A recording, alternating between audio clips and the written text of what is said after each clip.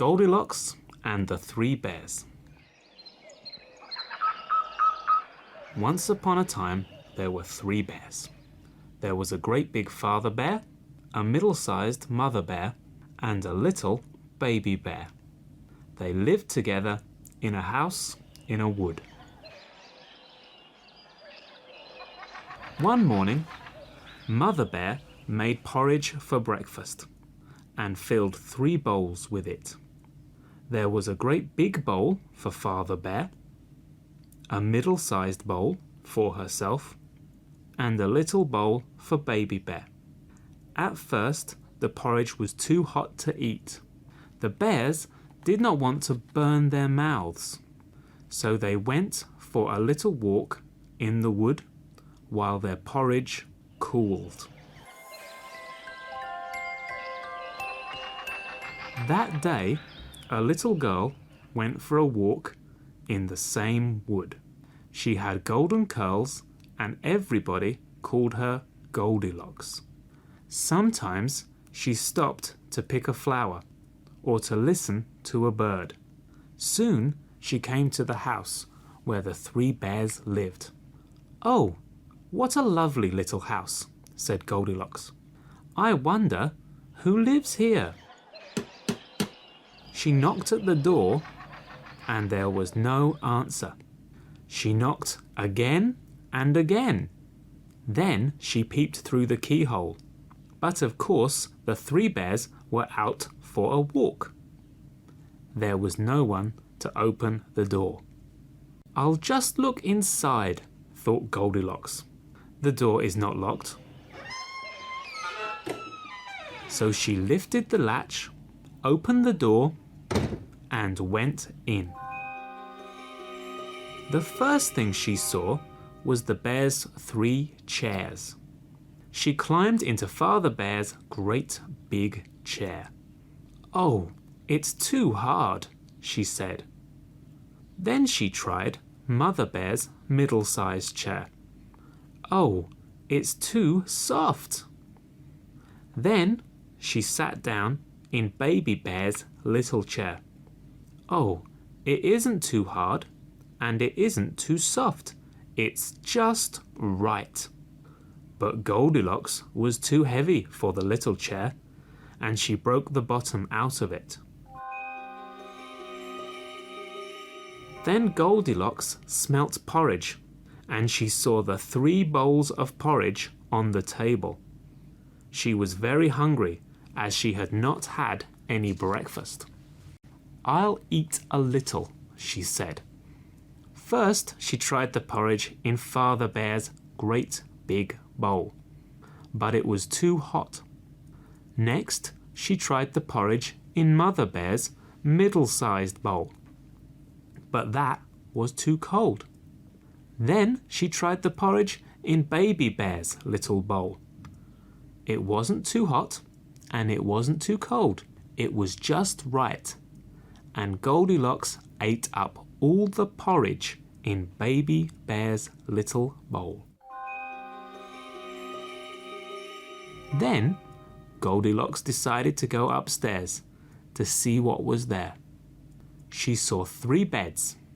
Father Bear's great big bed, and Mother Bear's middle-sized bed, and Baby Bear's little bed.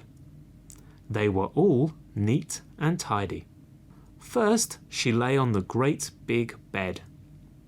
"Oh, it's too hard." Then she lay on the middle-sized bed. "Oh, it's too soft." Then she lay on the little bed. "Oh, this bed isn't too hard, and it isn't too soft. It's just right."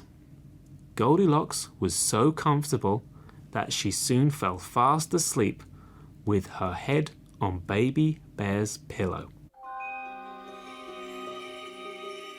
After a while, the 3 bears came back from their walk. They thought their porridge would now be cool enough to eat. As soon as they entered the house, Father Bear saw that his chair was not in its right place.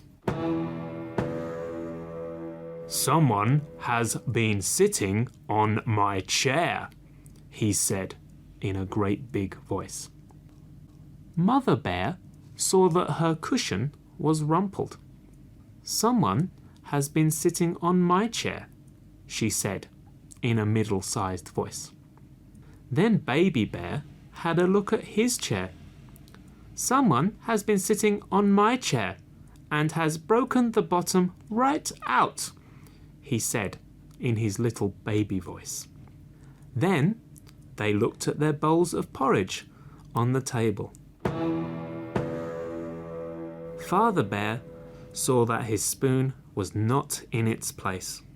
Someone has been eating my porridge, he said in a great big voice. Mother Bear noticed that her spoon was in the bowl. Someone has been eating my porridge, she said in a middle-sized voice. Baby Bear looked at his bowl. Someone has been eating my porridge and has eaten it all up, he said in a little baby voice. Let's go upstairs and look at the bedroom, said Father Bear, and they all went upstairs. Father Bear saw that his blanket was rumpled. Someone has been lying on my bed, he said in his great big voice. Mother Bear saw that her pillow was not quite in its place. Someone has been lying on my bed, she said in a middle-sized voice. Then Baby Bear looked at his bed. Someone has been lying on the bed, and she's lying there still, he cried in a little baby voice. Now, when Father Bear was speaking, his great voice sounded deep like thunder. But Goldilocks did not wake up. When Mother Bear was speaking in her middle-sized voice, it sounded like wind in the trees, but Goldilocks did not wake up. Only when Baby Bear cried in his shrill baby voice, Goldilocks woke and sat up in bed. She was very surprised and frightened to see 3 bears in the room with their little eyes on her. She was out of the bed in a moment, and down the stairs, and out of the door, and she never stopped running till she got back to her own home. She had got such a fright that she never went for a walk in the wood again to look for the little house.